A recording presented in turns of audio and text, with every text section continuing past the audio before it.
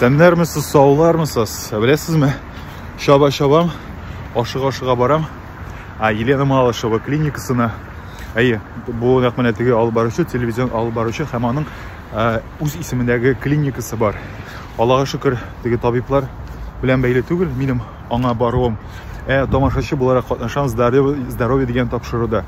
Барлыгы бит Малышева алып бара ике төрле тапшыру. Жить здорово, ана Останкино да яздыралар. Минем анда тамашачы булып барганым бар. Здоровье дигәнне яздырыла менә шушы бинада. Тапшыруның заставкасында сез аны күрә аласыз. Ул менә минем арттагы машина бар бит. Ул Малышеваның машинасы, ялгышмасам, аннан чыга, очынып бара.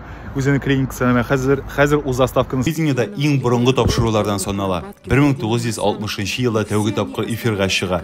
Малышева тапшыруны 1997 елдан алып бара башлый. Димәк, 27 ел буе ул эфирда. 27 ел дәвамында ул илебезнең баш телевизион табибы булып исәпләнә. Кайбер тапшырулары халык арасында аеруча шау-шу тудыра. Әйтик, 2008 елгы эфирда Малышева эксперимент үткәргәндә күсене йоклата. Телевизордан бу хәлне күреп алгач, тамашачылардан меңләгән зарлы хат килә. Шуннан Малышева җавап бирә. Эксперимент үткәргәндә бер җанлык та зыян күрмәгән. Теге күсе вакытлыча гына йоклатылган. 40 минуттан күзләрен ачып, сикереп торган. Мотор итеп киенеп килегез дип язылган иде сообщениедә. Шуңа күрә менә шулай кияүләрчә киенеп килдем. Ничегрәк менә бирерсез? Бу костюмны мин бер эш буенча алган идем Мәскәүдә. Бик сирәк кирәге чыккалый. Зәңгәр төстә галстукларда таккан булдым. Монда кыяфәттә мин дәүләт советында эшләгәндә киенеп йөри идем. Шул кадәр яратмый идем менә шуның шәйберләрне, костюмнарны, галстукларны. Инде менә әллә нигәдер кию кызык икән. Тапшыруны менә минем арттагы студияда яздыралар. Менә тәнәфестән кердем. Иштәм һаманда кул чабалар турында әйтергә кирәк. Еш чаптыралар, мәсәлән, бигрәк тә йолдызлы кунаклар килсә, бер сүз әйтә, гөрләтеп халык кул чаба. Тагын мәсәлән, бер сүз әйтсә, тагын гөрләтеп кул чаптыралар. Малыхтагы шикелле үк түгел, монда сирәгрәк. Барыбер эшлисе акчаны булай утырып кына алып булмый һәм алкышларга кирәк. Тапшыру саен йолдызлар кунакка килә. Әлегә җирдә йөри торганнары гына. Мин катнашкан тапшыруларның берсенә иң күп титулларга ия булган хоккейчы Вячеслав Фетисов килгән иде. 66 яшь булса да, типсә тимер үзәрдәй егетләрчә үзе. Сез аны мин төшергән видеодан күрә аласыз. Шулай утырдык. Первый ряд. Вон туда в уголок. Бегом. Раз, два. Все, да? Студияда тамашачылар белән эшли торган, аларны утырта торган аерым кеше бар. Бер чыгарылышны төшергәннән соң халык урыннарын алыштыра. Әйтик, арттагы 3нче рәттә утырган булсалар, алгарак күчәләр. Алда утырган булсалар, артка менеп чүмәшәләр. Бүген яздырырга тиешләр барлыгы 5 тапшыру. Яздырдылар икесен. Икесенә икенче съемкадан чыккан идем. Бәдрәфкә тиз генә диделәр. Чыктым һәм кире килсәм, урын калмаган. 3нче тапшыруга күрәсен халык кунак буларак чакырылган кеше бик күп. Шуңа күрә тамашачыларның күбесен чыгардылар. Менә күрәсезме артымда Малышева, менә бу аның клиникасы. Һәм мин шуңа игътибар иттем, аның тапшыруында катнаша торган күпчелек табиблар нәкъ менә аның клиникасында эшлиләр. Тапшырудан күрәсең син ул табибны, аннан соң кызыксынып карыйсың интернетта кайда кем булып эшли. Һәм килеп чыга менә шушы Малышева клиникасында эшли торган табиб. Капкалар алырга кирәк. Минем берсендә әйткәнем бит, әгәр дә озак вакыт ашамаса, минем шикәр төшә. Һәм үземне бик начар хис итә башлыйм. Булай да Малышева клиникасында анда буфет та бар, шуннан киреп алдым сникерс. Кичкенә генә сникерс анда 100 сум тора. Шуңа күрә бераз хәрәкәтләнеп алырга кирәк дип менә урамга чыктым. Кирдем азбука вкусыга, моңа чаклы алай дип бит инде. Вкусвиллдан анда арзанрак. Август азбука вкусы монда байлар ашый торган җир. Нишләтәсең, барасы озак излисе килмәде ашар җир. Менә монда мин алдым хәзер дүге, индейка, 2 сырник, алдым тагын капучино. Капучино 360 сум. Калганнарын бәясен хәтерләмим, ләкин менә сырник белән дүгеле индейка чыкты 647 сумга. Әле тагын минем клиника Малышевада алган 100 сумлык сникерсны исәпләсәм, барлыгы килеп чыга 1107 сум ялгышмасам. Әгәр дә ялгышсам, менә монда хәзер аста суммасы чыгачак. Малахов тапшыруында студияга кергәндә телефоннарны махсус бер кешегә тапшыра торган булсак, Малышевда андый кагыйдә юк. Тапшыру барышында күргән белгәннәрне башкаларга сөйләргә ярамый дигән ише документларга да кул куймадык. Студияга хәтта телефон белән керергә рөхсәт иде. Тапшыруны яздыра башлаганда тавышын кысып куярга кирәк дип кат-кат искәртәләр. Әмма запись вакытында бер апаның телефоны тәки кычкырып җибәрде бит. Соңыннан аны-моны әйтмәделәр бугай үзенә. Бunda biraz аңлашылмаучанлыкта килеп чыкты тамашачылар арасында. Безне кертеп утырттылар һәм әйтәләр.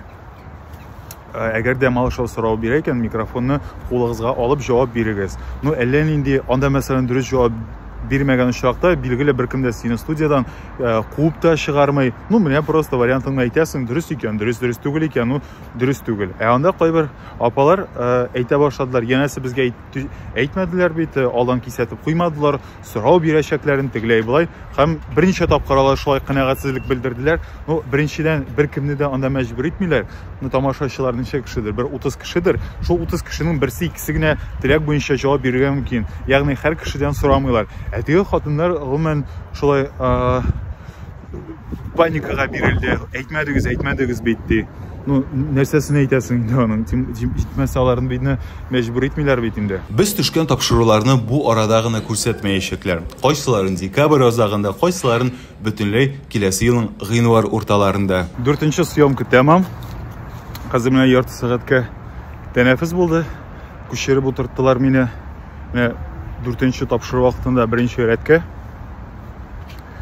Шуңа күрә арканы төз тутарга туры килде. Чөнки беренче тапшыруда, 2 тапшыруда мин артта утырган идем. Шуңа янында бераз инде хәләвничә итсәң дә була. Ә монда инде син Малышевның да күз алдында гомумән камералар төбәлгән беренче рәттә утырган очракта һәм бер сорау бирде Малышева. Bütün kişi şırpış kile başladı. Ну, янәсе әгәр дә сезнең үпкәләрегез авыру булса, нинди билгеләр буенча аны белергә була дип. Халык шырпыш килә, шул мин булай үзем җавапны белмәгән идем. Кемдер әйтә кашель, кемдер одышка ди, ягъни ютәл. Тоттым да мен әйтәм, ну, кеше анда микрофонга әйтергә куркан ишәптер. Шуннан соң тоттым да микрофонны һәм әйттем. Мен әйтәм, минем ике вариант бар. Берсе я кашель, берсе одышка. Белмим, ул җирен күрсәтерләр микән, дип микән телевизордан. Ну, карарбыз. Здоровье тапшыруына беренче генә катнашуым. Аңарчы жить здорово дигәненә тамашачы булып барган идем. Тамашаны карыйсы урынга әнә теге кушеткада ятып чыктым. Эфир вакытында үзи ясалырга тиешле кеше килмәгән. Шуңа мине сайладылар. 1 сәгать буе түшәмгә текәлеп яттым. Тетмәсен тетә инде хезмәткәрләр, үзенең хезмәткәрләренең Малышева, мәсәлән, бер әйбер әйтә икән, яисә ул Мәсәлән, теге әйберне алып килегез, беренче тапкырдан аны ишетмиләр. Теге әйберне алып килегез дидем бит. Ягъни җикеренә башлый. Һәр эфирне яздырыр алдыннан ул җыя үзенең редакторларын, карыйлар реквизитларны, барысы да тәртиптә микән. Менә шул вакытта әгәр дә теге яки бу реквизит я әзер булып бетмәгән булса, яисә башка төрле берәр эксцесс килеп чыкса, ул менә шунда нервлана башлый, истерикага түгел, ну һәр хәлдә нервлануы бик каты сизелә. Бу турыда бер минем янымда утырган бер хатын белән сөйләшкән идек. Мен әйтәм, бу гел шулай микән, гел җикеренеп тора микән һәр вакыт. Ул әйтә, ну сине аңлады, ул үзенең хезмәткәрләренә дә аңлата. Малышев әйтә икән, мин бит инде сезгә зур акчалар түлим, ә сез үзе зур акча алып үз эшегезне башкарып чыга алмыйсыз. Мин бит сездән ниндидер зур әйбер сорабым, мәсәлән, күктән йолдыз алып төшүегезне сорамыйм. Мин сездән сез башкарырга тиешле әйберне сорыйм ди. Шуңа күрә бу инде хәзер мине фикер китә. Дөрестән дә әгәр кеше зур акча алып эшли икән, ул эшен башкарып чыгарга, яхшы эшләргә тиеш. Моның белән мин шулай килешәм. Һәм Малышева әйтә икән, без эшлибез беренче каналда һәм безнең бөтен эшебез идеаль булырга тиеш. Шуңа күрә ул бик җаваплы карый шул эшенә. Эш бик яхшы оештырылган. Һәм минемчә Малышева менә башка алып баручылар белән чагыштырганда, ул суфлёрсыз сөйли торган алып баручы. Хәер, Малахов та шулай суфлёрсыз сөйләйде. Менә Малышев да шулай, аның бит информациясе бик күп, анда төрле темалар турында сөйләшәләр бит. Әле менә булды 4нче тапшыруда особенности национальной охоты фильмында төшкән бер актер. Менә хәзер сез аны күрсәтермен, сез аны танып алырсыз. А мы твои сапоги нашли. Какие сапоги? Есть чем прижать?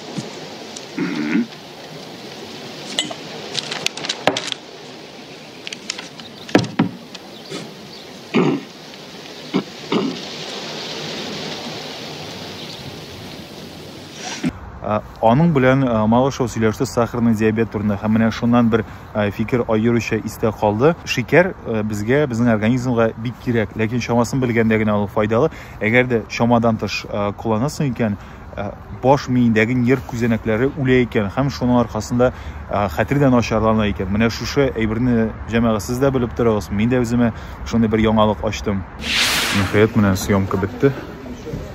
Халык хәзер таралыша. Сәгать иртәнге 9-га чакырганнар иде, хәзер менә сәгать 17 сәгать 03 минут. Бик авыр булды бу. Озын булды бу. Съемка, барыбер бик күп яңалык һәм файдалы мәгълүмат алдык. Хәзер исә иң кызыклы мизгел. Иртәнге 9-дан 6-га кадәр безне тотарга тиешләр иде. Ахыр чиктә бер сәгатькә иртәрәк җибәрделәр. Хәзер күрсәткән идем сәгать 5 дип. Хәзер күпме акча эшләгәнемне сезгә күрсәтәм. Менә 1000 сум. 9-дан 5-кә кадәр ничә сәгать эшләгән булып чыга? 8 сәгать, шулай бит, менә 8 сәгать өчен түләделәр 1000 сум. Күпме, әзме? Һәрвакыттагыча моны үзегез хәл итәсез. Шулай итеп, съемка барышында ашауга 1107 сум тотылды. Әксәгә 1000 сум керде. Димәк, 107 сумга минуска киткәнмен. Әмма уйлап карасаң, тапшыруга килмичә өйдә торсам да ашаган булыр идем бит. Әмма алай күпкә арзанрак чыгар иде. Инде узган баруларында кайсы тапшыруда күп эшләгәнемне дә искә төшерик. Открытый эфирда 3 сәгать утырып 900 сум эшләгән идем. Малаховның песни от всей души тапшыруында 5 сәгать өчен 500 сум бирелде. Русская латуда 10 сәгать өчен 900 сум түләнде. Малышевада исә, кабатлап әйтәм, 8 сәгатьлек эш көне өчен 1000 сум алдым. Әйткән идем бит, күп кешелек тапшыруларда Малышева үзенең клиникасында эшләүче табибларны чакыра. Менә бу юлы да шулай булды. Мин монда гардеробта торган бер ападан сорыйм. Кеше күп киләме соң? Чөнки ничектер бер кергән идем аларның сайтларына, Елена Малышева клиникасы сайтына, һәм бәяләрен карарга. Бәяләр дөресен әйткәндә, безнең ише гади халык өчен әлбәттә бик кыйммәтле эшләшә. Гардеробчысы апа әйтә, төрле вакыт, төрлечә була ди инде. Мин әйтәм, сезгә монда эшләүчеләргә нинди дә булса ташлама бармы соң? Әйтә, 20% ташлама ди. Әмма мондагы бәяләр белән, хәтта шушы 20% ташлама белән булган хәлдә дә мин монда килмим ди һәм без бу табибларның хезмәтеннән файдаланмыйбыз ди. Шулай бүтән нәрсәдәге сыман урта хәлләр өчен бар, бай хәллерәк кешеләр өчен. Шуңа күрә апай дип әйтәм инде, Елена Малышева бик яхшы эшен курганыймы? Телевизордан алып инде илебезнең төп табибы булып исәпләнә. Аннан да акча эшли. Телевизионщик буларак үзенең клиникасы да бар. Аның бит әле ябыгы буенча үзенең ниндидер бер методикасы бармысың, мәктәп бармысың, әллә ризыклармы? Узын сүзнең кыскасы берсендә чыккан иде инде Малышеваның байлыгы турында бер фильм. Кем әйтмешли, урысча заслуживает. Чөнки аның шикелле дәрәҗәгә ирешер өчен билгеле белем кирәк, билгеле ниндидер кешелек сыйфатлары, лидерлык сыйфатлары кирәк. Шуңа күрә апай бик дөрес юлда дип уйлыйм. Игътибарыгыз өчен бик зур рәхмәт. Исән сау булыгыз.